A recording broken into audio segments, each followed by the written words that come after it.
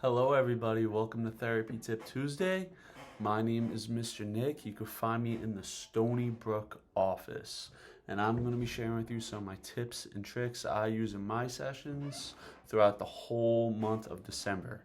So, today, what I'm going to talk about is how to target early language development. This activity is going to be really, really good for kids about a year and a half to 5 years of age. And it involves, this is actually a really good activity for this time of year because Christmas is around the corner. I have a box full like all these little presents, right? I'm going to show you what I do with them. So before I get into it, I just want to stress the point that in this activity, the child, the student, they're doing all the work. It's my job as therapist, your job as a parent to create obstacles or scenarios where the child has to say something to get what they want. So it's all about intent and requesting. And there's a few other things we work on too. So this is also good for expanding MLU. MLU means mean length of utterance. It means stringing words together to create sentences. So we're working on that. It's also good to help develop a lexicon, which is basically expanding their vocabulary, their word repertoire. So let me show you how we do it. So like I said, kids doing all the work. For example, I have a box. I come out. Oh, look what I have. Look what's in it. It's a bunch of presents. What should we do? Should we open? And they're like, yeah. I'm like, all right, say open. 9 out of 10 times, the student can't open the box, so they need help. So I say, oh, do you need help? And they'll say, yeah. So I say, help, please. Try to give them a model. They try to imitate it. If they can't imitate it, we're just going to keep bombarding. So, help, please. We're starting to string together like 2 words. They say help please, they approximate it depending on where they are.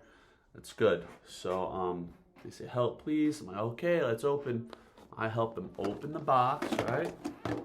And then I take out one of the presents, and they're all different colors. So example, this one's red. Whoops, this one is blue. And if you notice, they all have a number. So I'll show you what to do with that in a little bit. So for example, let's say they take out the red one, right?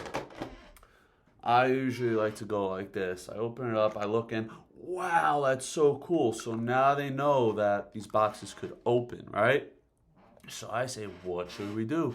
Should we open? And they're like, usually like, yeah, or they try to open the box, but if you notice, I keep my hand just like this. My thumb is right on top, so I'm holding the cover down so they can't open it. So I'm like, so they're trying to open it. So I'm like, oh, do you need help? And they say, yes. So I say, help, please. They say the word. I'm like, good. Take my thumb off. They go to open a box. I'm not open. Pull out what's inside, right? In this particular box, I have a little airplane, right? So like, oh, you have an airplane? They saw playing with the plane. I'll play with them. I'm like, oh, the plane is flying in the sky. You're saying the function of what a plane does. It flies. It's a good time to also to pick parts. So it has wings. The plane's flying. And then once we're done with the plane, I'll be like, let's put back. I model put back. Imitate put back or put away. I'll be like, let's close. Good job. You closed it. You close the present. And then they could grab another one, right? So they grab another present, and this is where I kind of change the game up, right? So now we're going to work on requesting. So this is where I take 2 boxes, right? And I say, which one do you want? And oftentimes they just try to reach for the one they want. And we don't want that because we want them to use their words, right? So I say, so let's say they're reaching for red. Oh, you want red? Could you say red, please? And they'll imitate red, please. And then same thing, holding my thumb down, like, let's open. Thumb's there, they can't do it. Help, please. Try to imitate help, please. We open it, take my thumb off, we open. Repeat the process, right? So, little tip though, when you're dealing with something like this, where you have like multiple presents or toys, whatever it is, I always like to either only use 1 or 2 at a time. And why I say that is because the kiddos would often just start pulling out everything, and then it's hard to target specific vocabulary because all they want to do is just keep playing. So I could give them 2 because I'm still in control. When you're doing these activities, it's important that the therapist, the parent, has the control. So that's that. And then, like I said, they have like a little number on the side, right? So let's say you have a child that's learning numbers, right? You could go, here's number 1, and you're pointing to the numeral, right? Here's number 2. So we have 10 of them. You go all the way down the line to 10. Like, let's see if we could put them in order. 1, 2, all the way down to 10, right? So what comes after 2? 3. So they're learning numbers that way also. They're learning the numerals for them.